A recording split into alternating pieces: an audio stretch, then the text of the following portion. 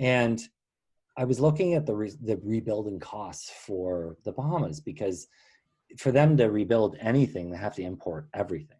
So I started thinking and started doing more research and said, okay, well, what if we could produce a building material out of the ocean plastic? It costs us nothing to pick it up off the beach. Mm-hmm. It's free. So we basically have an unnatural resource that's free, but we can use that if combined with the right other natural products. It could have a lot of strength and we could produce actual lumber. And I know it can be done because it's done here in Canada. There's a fantastic company on the east coast of Canada called Goodwood, and they make wood out of the plastic that we don't recycle.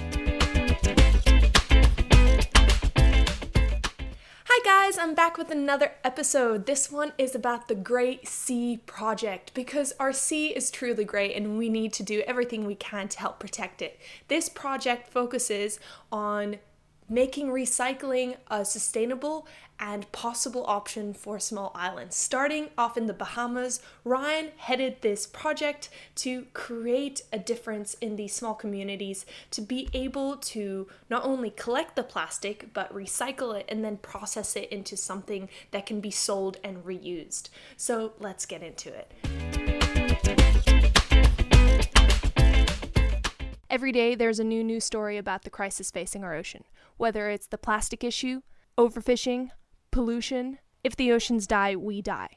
Fortunately, we have plenty of environmental activists, marine conservationists, and eco-warriors who are out there every day fighting to protect our oceans and our Earth. On the Ocean Pancake podcast, we're going to be hearing from some of them about how to decrease our environmental footprint, go plastic free, participate in ocean conservation, cleanups, and even maybe some marine science. So, welcome to the Ocean Pancake podcast, where the goal is sustainability and living a turquoise life. My name is Katt Andryskova, and I'm your host today. Let's get into this week's episode.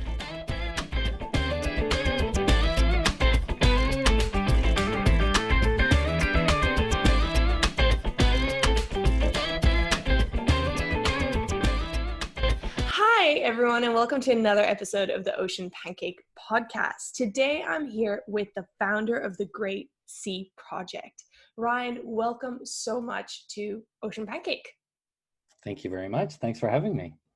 I'm sorry that I'm a little bit all over the place, but I did just wake up, so I'm a little bit confused, but I'm so excited to do this episode. Wonderful. I appreciate you getting up so early for me. It's not actually that early. Apparently it's school holidays, so I sleep in too. So Ryan, I'm so excited to hear about this. So you actually reached out to me and you wanted to share this amazing project with more people. So can you give us a little bit of a rundown? What is the Great Sea Project and what makes it so great? Yeah, so I think the sea is great, which is why we fell on Great Sea Project. But yeah, I a few years ago, I was transitioning from one role into another, and I've been in the nonprofit sector for about 15 years, and but mainly international development, never really environmental sciences or the ocean or ecosystems or anything like that. But it's something that's been very personal to me. I just was doing a lot of research and reading a lot of articles, and I read this article about ocean plastic and the mounting problem that we have, and I decided that it was too big a problem to ignore, and I'm not the type of person to just kind of sit to the wayside, and I like to throw my hat in the ring, if you will. So I started looking at ocean plastic and the problem that is presenting in front of us, and in particular with obviously Canada, we have an ocean on both sides, but when I look at it, yeah, we have a municipal recycling program in Canada, but when I started researching about the Caribbean, and there's such a massive plastic problem there in terms of ocean plastic. Yeah. They don't have recycling programs on most of the islands. In fact, I was hard pressed to find any island with recycling. So that led me down more research and more development. And I decided, you know what, I'm going to develop a program to bring recycling to the Caribbean in a cost-effective and sustainable way. And that's where Great Sea Project was born. That's amazing, because I have been to these small islands all over the world. It's the same story for the Maldives or the Mhm. Comoros, or most of these gorgeous islands, which, you know, would be or should be pristine. But because they have no proper waste disposal and zero recycling opportunities, the trash just accumulates on beaches. And where I lived, like, the best solutions we had was to burn it, which is, Yeah. you know, not great. Yeah.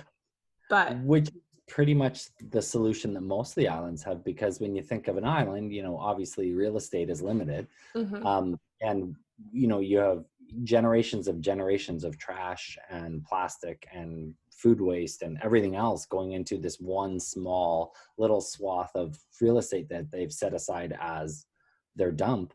mhm, And the only way to actually manage it and maintain it is to burn it, which poses, you know, a host of other problems as well. And not to mention, prior to it being burned, what if a hurricane blows through? Where does that yeah, trash go? Well, it goes everywhere, right? mhm. It ends back in the ocean. It ends up on other islands.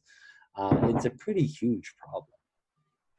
It definitely is, especially since what I found in a lot of these small communities is plastic is a relatively new thing.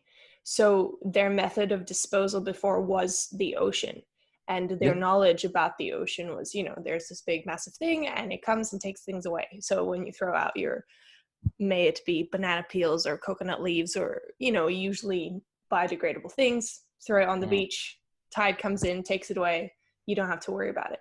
Now the same system is applied to plastic and non-biodegradable materials that have been brought into these communities, and suddenly it's not working so well. It keeps coming back. Exactly. And when we look at the Caribbean in particular, and I'm sure this applies to a lot of islands.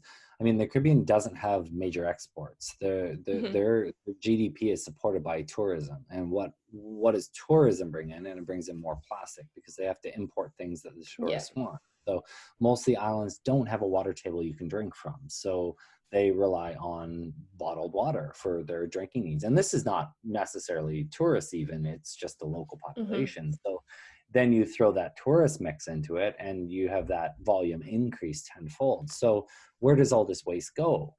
It goes into the ocean. Now there is a big swing on some of the islands to look at sustainable ways of doing things, like, you know, getting rid of straws, which is a great step. Hmm. Trying to look at better ways of utilizing a water that is available, and, you know, big filtration systems. And they even did entertain recycling at one point, but the problem is for the Bahamas in particular, they built a $6.3 million recycling plant, Hmm. but you have 77 islands in that archipelago. Yeah. How do you get all the waste from those 77 islands in a logistically feasible way that's cost effective to that one location that that recycling plant is? It's not realistic. And they abandoned it. So, you know, it's, it's a problem that needs to be addressed. And I mean, this is just that small piece of it. I mean, fundamentally, as humans, what we need to do is stop using plastic and stop producing more plastic. I mean, there's enough plastic in the world already, just in the oceans alone, that you could use for another 150 to 200 years if you repurposed it. Never mind the amount that we continue to produce. But the problem is plastic is driven by oil, Yeah. and we all know what oil does. Hmm. And the oil companies, let's be honest, they rule the world. We could have had electric cars 50 years ago had it not been for the big oil industry. So, you know, this is the same problem we're having there on a bigger scale because it's impacting our earth so much. I mean, you go diving and you can see uh, plastic waste at 50 feet, 100 feet, 200 feet under the water. They even have found plastic in the Marianas Trench. I mean, the Hmm. deepest point in the ocean. So if it's there, it's everywhere. Yeah, it's definitely made its way through just about every water thing. We have the Mediterranean. Have you heard about how horrible that's looking now? It's just trash. There's like no fish left. Yeah. Um, it's Well, it's definitely heartbreaking, and exactly as you said, it's unfortunately very closely tied to the oil industry. So it, you know, the problem is massive. right? And I don't even know how to begin to talk about oil or tackle that whole situation. Well, yeah. But I mean, we'd have to change who we are right now as humans, not yeah, 80% of the earth. So, let's start small and at least start to make an impact. And then hopefully we can advocate for those bigger things. And, it's been the same for everything in my entire life and my entire nonprofit career is advocating for change, whether it be women's rights, gender equality, whether it be just basic human rights, food security, water security. I mean, it's been everything. And it is a constant fight. And that's why we exist today, right? yeah, But that's why those of us who fight continue to fight. And we look for good solutions for that. So with the Great Sea Project, we wanted a solution that, from what I've done over the last 15 years in international development, we know that the most successful programs are always the ones that are community based and the ones yeah, that are supported by the community. So that's what we want to do with Great Sea Project. So, creating a way to not only collect the plastic, but process it on site in a cost effective way that we can, be sustainable at doing, and then we can move it island to island, or create different ports and islands. There's a lot of organizations working in this space, and a lot of them are doing what in the nonprofit sector and in the international sector we see as flawed, because they go in, mm-hmm. they collect the plastic and they leave. Now, it's Yeah, great, they're collecting the plastic, but what about the next wave? yeah, And the next wave and the next wave, and there's no sustainability to that. So I give them props for their efforts, but I didn't want to do the same thing. I could go out and yeah. sell bracelets and, collect plastic and, put lots of ads on the TV showing how great a job I do, but that's not going to solve the problem. The problem is the plastic needs to be picked up, and you need a solution for it. You can't just collect it. There's companies out there that are collecting it, but then they incinerate it, and that's not Yeah, solving the problem. So that's why we wanted to grow. We wanted to start small, community based, and grow from there, because we want to do it right, and we want to do it right the first time. And we know we're going to have to learn and try and fail, but that's okay.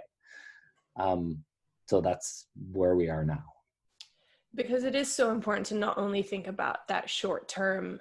We've all been there. We've all done a beach cleanup and felt good about ourselves and felt like we've made an impact. And then, next week you go back to the same beach and the ocean has washed up more trash, or people have deposited more trash.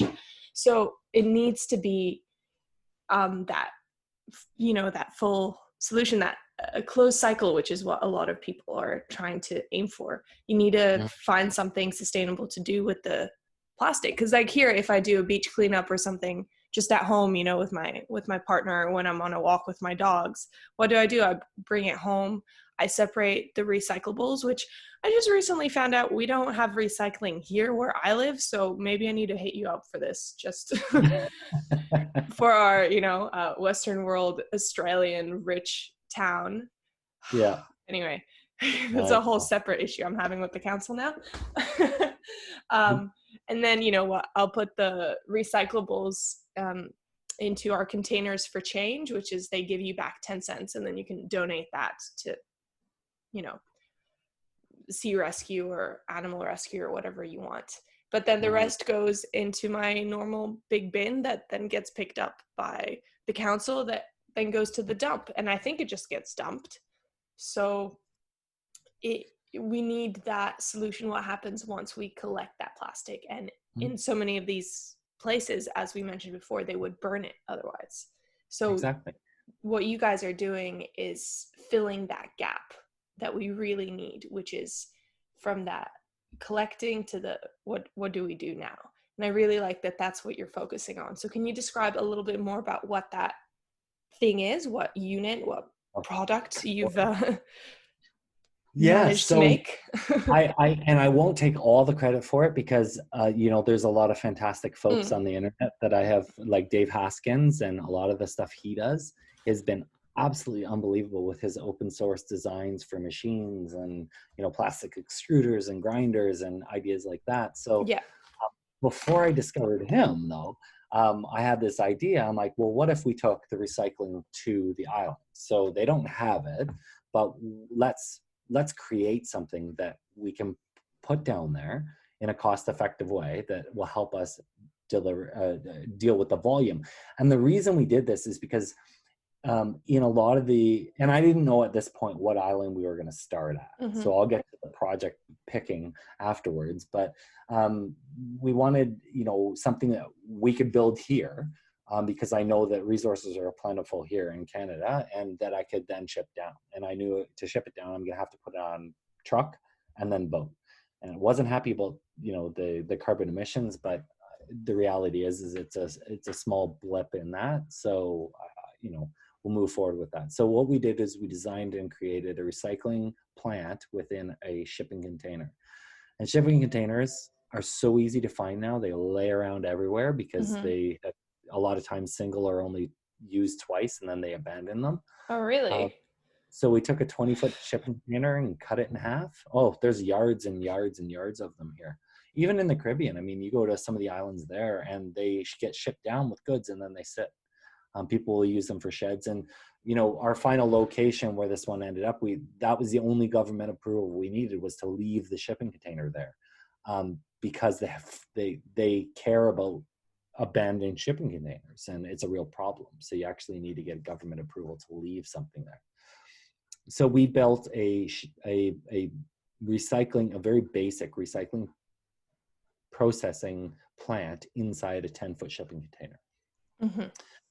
We built a grinding unit, a wash plant, sorting table, and then a number of sorting racks as well.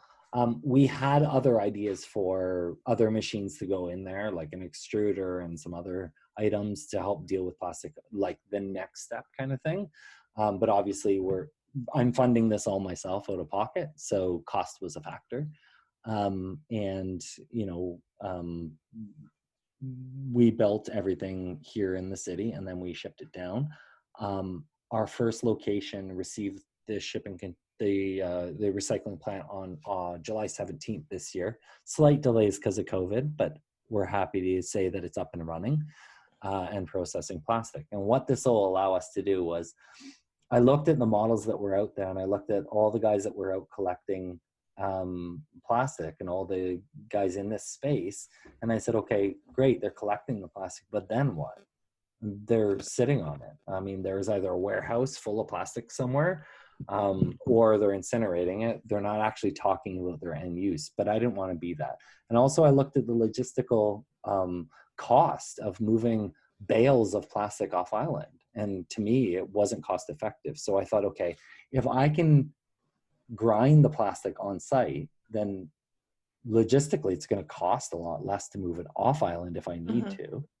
And also it's now, a more usable product. So we basically are sorting, washing, and cleaning and grinding on site. So then we're ending up with a shred. I can take 15 big laundry detergent bottles. So the big, and I don't want to give any name recognition to any of these companies, but big laundry detergent bottles, and I can grind 15 of them into a handful of plastic. Well, it's more shame than recognition anyway, right? Because they didn't ensure proper disposal of their products. But I can grind 15 down into a handful of plastic. So now, I can collect and process plastic for 6 months before I need to move it off island, before I have a volume that is, weight is the same, but the actual physical volume and the mass is a lot cheaper to move. We're negotiating right now with the local ferry service because they bring down product and they come down with a full boat, but when they leave, it's empty. So I'm negotiating with them to deadhead all the product back where we need to bring it back onto the mainland. So, we're looking at cost effective in different ways. And as we, went into this, we looked at the ocean plastic problem, but then when we're talking to the community, we talked to them about what they do with their plastics, and they don't recycle, obviously, because there is no recycling program. So I said to them, if I offered you an option to drop it off, would you do that? And they said, absolutely, we would. So now we're building the community program where we're creating drop-off bins all over the island, and the community then will drop off all their plastic there and we will process it. And then that is a highly saleable product because it hasn't been in the ocean. So it's ocean bound plastic. So there's two different streams of plastic that we're removing: ocean bound and actually ocean plastic. So that's where we are now. Now, the next step is, what do we do with the ocean plastic? Because although there are all these wonderful claims out there that companies are using ocean plastic, the truth is they're not, or they're using such a small percentage of it. And again, I'm not going to call out names, but there is a shoe company, we'll just say a very shoe company, that has touted their ocean sea shoe. But the fact is when you read the fine print, it's not a lot of ocean plastic that actually went into it. It's more ocean bound. And technically speaking, anything could be ocean bound plastic or designated as ocean bound. So if I use something in Toronto where I live, even though I don't have an ocean anywhere near me, technically I could say it's ocean bound because it may or may not end up in the ocean at some point. So there's a big designation there. And I think there's a lot that needs to change in that respect. So we wanted to address that. Well, it's also because for anyone who has collected plastic from the ocean, you'll see it's been degraded by the sun and salt to the point where it crumbles in your hands.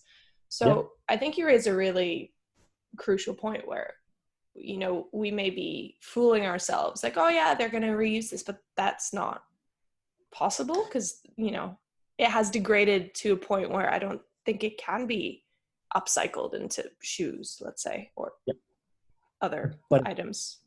But it can be, and that's the thing, and that's what we're developing now. So I didn't want to put stuff in the landfill. And you're right, you pick up stuff sometimes and it's been in the ocean or in the sun for too long, and you pick it up, it literally crumbles in your hand. This is why we have the microplastic problem we have. I mean, on average, every human ingests a credit card size amount of plastic per year. Imagine after 50 years how much plastic you've consumed. Yeah, I'm not a fan of that whole idea. That's scary. And this is, you know, it's so small that we don't even see it, and it's in the fish. And you know, if you're a vegan, which, you know, obviously you're not eating that, but for people that eat fish or meat, even finding it in tons of different sources, right? Even in plants now. You know, it's in our tap water now. Apparently, we're injecting it. So that's a scary thought in itself. And if we don't start to do something with this, then, but I look at it as a massive problem, but I also look at it as massive opportunity. And, you know, I've said it before when I've talked to people, and I said, you know, ocean plastic can be a commodity. And, you know, I wish it didn't exist, but it does. And it's the reality that we live in. So let's use it for what it is. And it has a value. And the thing is, we can do something with it to prevent it from doing more damage in the ocean, and also hopefully to prevent more plastic being produced. I mean, when you look at the numbers of how much plastic is being produced today, Coca-Cola, which is the biggest offender. And I will say their name because they're so terrible. They produce 200,000 plastic bottles per minute. That's so horrible. Now, you do the math. I mean, the head of their sustainability got up at Davos this year and said that they continue to produce plastic bottles because the consumer wants it. And I'm sorry, but that's completely false. And it was a cop-out. They do it because it's cheap. And it's shifting blame as well. You know, it's like, oh, well, it's not us. Exactly. So as I learned more about ocean plastic and saw like the volume that was washing up on shore, I was like, we have to be able to do something about this, and we have to be able to use it somewhere.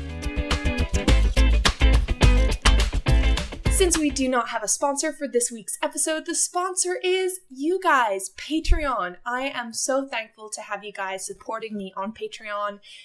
where I share behind the scenes tips and tricks and things that I'm doing, photos from my everyday life and what it's like recording podcasts and going diving and doing cleanups and all sorts of things. So if you guys want to get involved and help me continue the work I'm doing, it would mean the world to me. Head on over to Patreon Ocean Pancake and you can get access to all sorts of discounts, behind the scenes, and more, and a fantastic community of ocean warriors. So pick if you want to be a turtle, a shark, or an orca, and let's dive into marine conservation together. It was around the same time that a big hurricane had just blown through Bahamas, which is where our first location is. And I was looking at the rebuilding costs for the Bahamas, because for them to rebuild anything, they have to import everything. So I started thinking and started doing more research and said, okay, well, what if we could produce a building material out of the ocean plastic? It costs us nothing to pick it up off the beach. It's free. So we basically have an unnatural resource that's free, but we can use that if combined with the right other natural products. It could have a lot of strength and we could produce actual lumber. And I know it can be done because it's done here in Canada. There's a fantastic company on the east coast of Canada called Goodwood, and they make wood out of the plastic that we don't recycle. And they use it for deck boards and fence boards, things that have a long lifespan. So when you build a deck or a fence, you're not building it for 5 years. You're building it for 20 to 30 to 40 years. And it's not going to end up back in the landfill, because at the end of its lifespan, it can be recycled. So what could we use? We know we need to deal with it. We need to do something with it. So what's the best thing we can do with it right now? So that's where we are now. We're doing research and development on the best way to use that ocean plastic in making building materials that then the islands can help to rebuild, to reduce the cost of rebuilding. And it also could generate revenue for the islands themselves. I think here, I was just looking at the posts. When we go down to the boat, and the boat ramp, like the pylon things, I'm not quite sure what they're called, but that are holding the ramp where you walk to go into your boat. They look like they're made out of bits and pieces of old plastic. So there's a ton you can do with it. Yeah, I think it is around already. It's just about making it more mainstream and making it easier. And you guys have created such a great way to have these smaller communities be able to get involved. I did want to ask, your main focus was to make sure it was community involved, and we know that that's how all these projects actually keep going after the organizers leave. So when you were saying I can change it into a handful of plastic shards, is it just you, or do you have a big team, or can you teach the local people to kind of be in charge of this unit, or do they get to keep a unit, or how does it work in terms of that?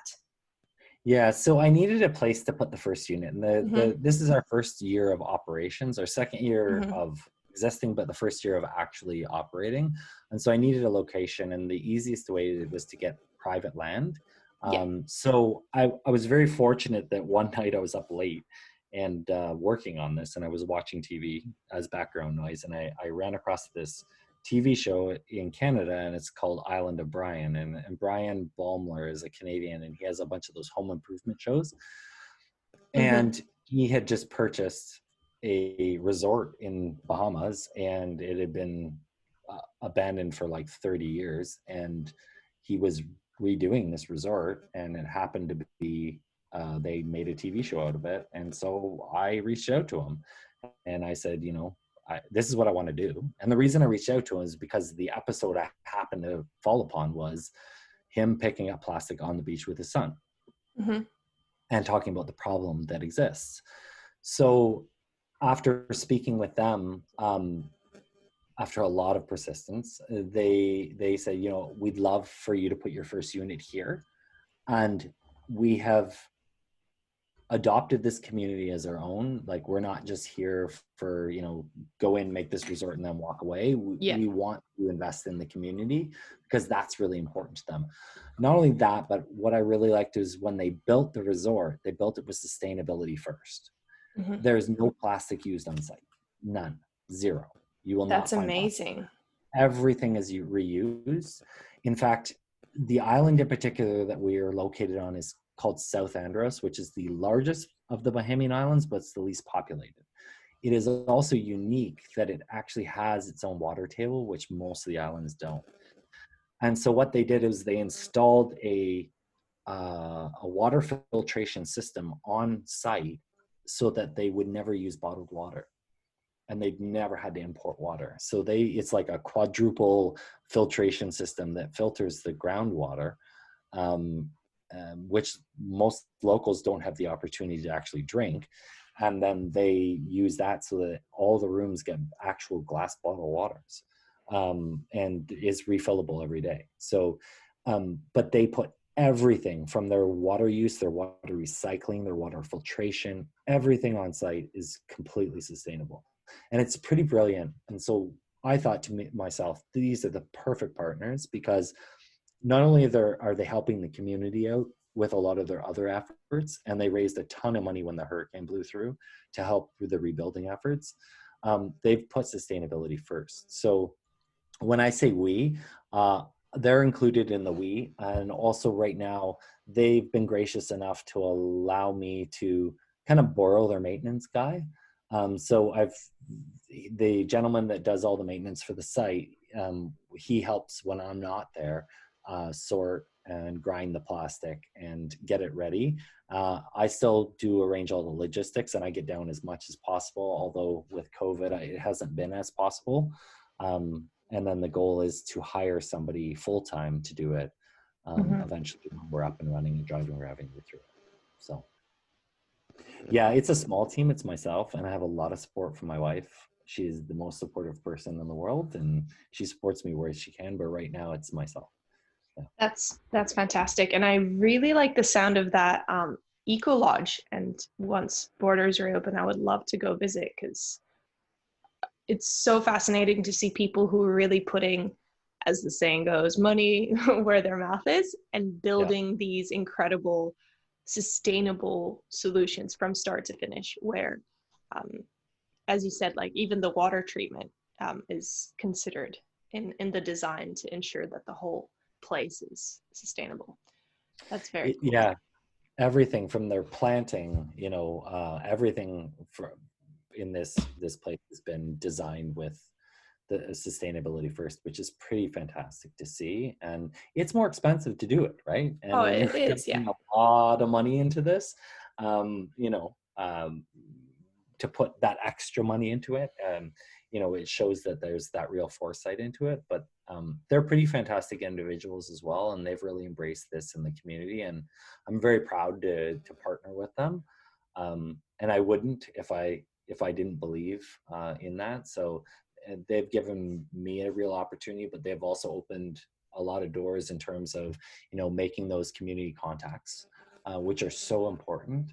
And then also allowing me a space to put the unit, which is pretty awesome too. So that is fantastic. I know when I lived in the Comoros in Moheli, I was lucky enough to work for an eco lodge as well. I was the diving instructor there. So and the boss, Hans, he is exactly how you described your friend, just a visionary wanting to get involved in the local community and build something which not only provides jobs, but, education. And I remember having that interview and just being like, I really want to work for you.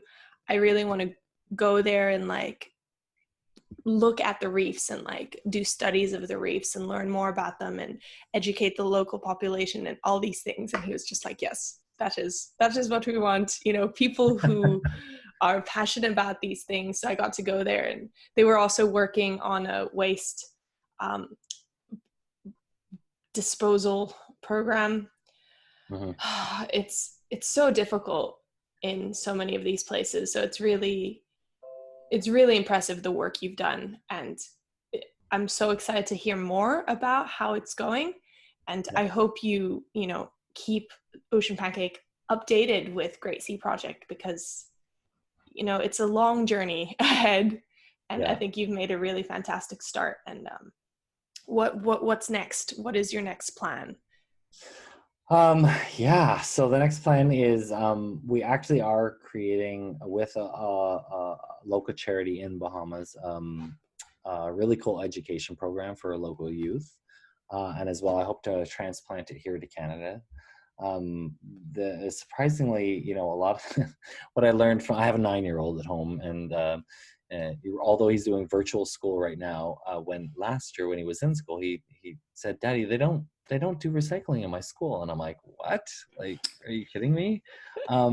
Because it's not easy, because kids don't do it, and then the administration doesn't want to sort it. So I'm hoping to bring that education program here as well.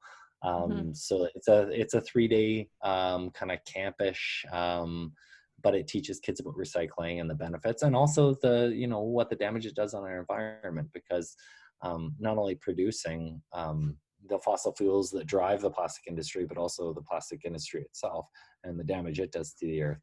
But also making recycling fun, and not only looking at recycling, but repurposing and doing different things with it. So that's on the horizon. As well, we have the research and development for the plastic wood, which I haven't found a cool name to call it yet, but we will. And sale of that, and we'll just keep driving. We're always looking for support, of course, but in not only ideas, but also partners, and looking for people to get involved. And the next, we'll be looking at putting more units in the Bahamas to start. I'm having conversations with about 4 other islands, not in the Bahamas, but in the Caribbean as well, who have now expressed interest in bringing recycling to their island. And we'll just see where it goes from there. I mean, I will build as many units as I can afford to build right now, and then we'll eventually bring on some financial partners when we can, to help offset that cost a little bit. And I'm fortunate in my life that I've been successful, and my wife and I have been really good, and we want to pass that on, and help benefit the earth and leave a better place for our son. That is beautiful. I don't have a son, but when and if I do, that is definitely the mission I'll be following through. I'm trying to prepare it for the future generations already. I hear you. Well, I'll tell you, it was the single greatest moment in my life, and also the moment in my life that changed it the most was having him. So I will say that the earth is better off for him being born. Oh, that's so beautiful. Maybe even more so, because now you're even more inspired to protect it for him. Exactly. Yeah, and he's the most supportive cheerleader I have. Proudly joins me with everything I do. So excellent. He's into the recycling. He's teaching his friends about it. Absolutely, and he's all about the supporting every aspect of it. And when I see him in the ocean, and like I said, I was born in Canada, and in an area of Canada that we don't have an ocean anywhere clear or close by. But the very first time I went to the Caribbean, I knew immediately I was home. Yeah. And when I got in the water, you couldn't get me out. And it has been that way every single time we've gone down. Every time we go, I'm like, I'm not getting, let's extend our trip another 2 weeks if we can. But it's like, oh no, but so we're Yeah, there. that's why I moved to Australia and just haven't gone back home to Europe. My parents are like, Yeah. seriously? I'm like, well, sorry. You guys are so much further ahead, and I'm a little envious of all the amazing organizations that are operating out of Australia, and just the genuine mindset and the difference in opinion and understanding that this is the only earth we get. There doesn't seem to be that consumption mentality there as much. So, you know, keep doing what you're doing. I will say it's incredible, but it is very like polarized.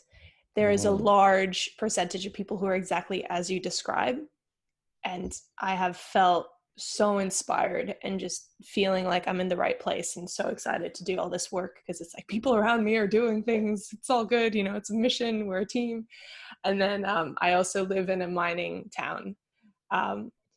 So here I get made fun of for ordering a vegan meal, and, you know, that I choose not to use plastic bags. And I get met with discontent even because I don't take a straw at a bar.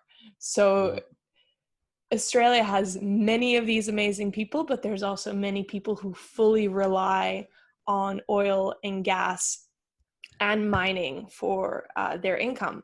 And I think for those people, it's very difficult to, you know, volunteer or work for things which are against what puts food on the table. So it's back to what we were talking about oil kind of running the world in that sense. It does. But hopefully this will come to an end one day. Oh, it has to. We're creating that shift, right? So it will happen. Exactly. And, you know, the reality is there's other things you can do to make money and to be sustainable. And, you know, when I look at, and this is one of my primary motivators for starting the project in the Caribbean is, you know, I look at I'm like, you know, I myself, I've done it. You know, I've been a tourist for, you know, 30 years down there. So, you know, I look at the tourism industry contributes 88%, if not more, to the plastic waste. But, you know, what do we give back, right? And it's not okay. We enjoy the ocean.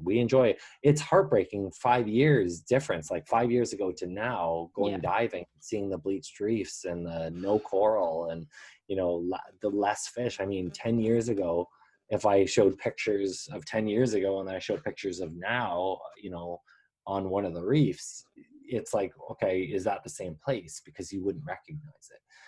And this is because of climate change, and climate change, all of these pieces fit together, you know, plastics and oil production and fossil fuels and, you know, everything we're doing,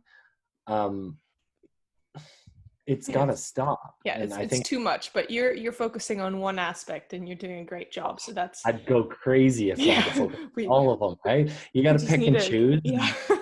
As much as I want to fix the world and, you know, change it, I also know that I'm only one person, and, you know, I can only focus on so much. So definitely.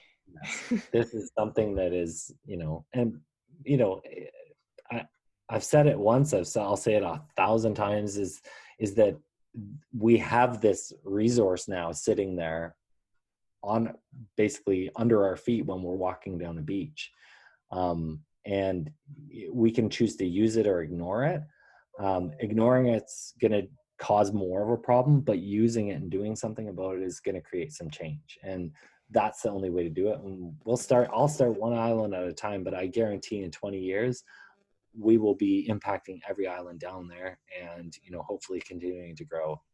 Well, hopefully going international and helping islands all over the world. I will take it as far as I can. So, you know, it's my legacy. Excellent. We all need one. I do want to end this podcast with the question that I ask all of my guests, and that is, what is the one piece of advice that you would give to people who want to help our oceans now? Oh, start somewhere. It needs to happen. I think that, you know, with everybody that has a thought or an idea, that's where this started for me. It was literally a sketch on a napkin. It was me thinking and pondering and pontificating to myself, what do I want to do with my life? And that's where this started. You know, do your due diligence, research, inform yourself. I mean, like everything in life, how do you make any decisions without actually researching and knowing what you want to do? So, and just know that this is the only earth we get. Once Yeah. it's gone, that's it. There's no turning back. Like they've said we're past that tipping point at least 3 times now. Mm-hmm. And I don't think we are. I think we're there. But I think that with enough passionate people who love the ocean, just think about it. When you go to the beach for a day away, you've worked 5 days a week, 6 days a week, whatever, many days, and you go to a beach and you get to wade into that ocean and you get to enjoy that salt water and the freshness and the clean water. Imagine if that wasn't there for you. Yeah. What would you do? Where would you go? So I would say the advice is follow your heart. And, there's nothing that's too big.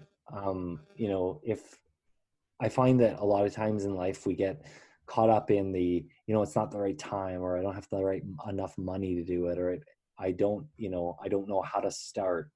But if you don't start and you're always making an excuse on why you're not doing it, then you're never going to do it. And it's never the right time. There's always something. So do it. If you're passionate about it and you want to do it, then grab a hold of it and do it. And especially with the ocean, I mean, just looking at the sea life and the whales and the dolphins and the sharks and everybody that's under threat because of humans. I mean, it's our turn to protect them. Let's be honest. We need to start doing something, and we need to start doing it now. So I would say follow your passion. And hey, if you need advice, go on my website, send me an email. I'm happy to have a conversation. I will make the time because the earth is worth it. That is beautifully put. And for everyone listening, all of the social media links, website are going to be in the show notes as per usual on Ocean Pancake. But great seed project. Everyone can also just Google that. That's pretty easy to remember. The GSP. So you can go and support this project and see what how do I put it? A well thought out mission looks like, because I think you really hit the nail on the head with the problem, how to get people involved, and then finding a solution. So I think it's amazing, and I really hope that these kind of units will be available to places everywhere at some point. Well, I'm happy to build them. It was awesome. So all right, been wonderful. Fun. Ryan, thank you so much for being here with me. Any parting last words? No, you know what? Keep swimming. I mean, what can I say? Thank you so much for having me. I really appreciate it. And I really appreciate allowing me to share my story.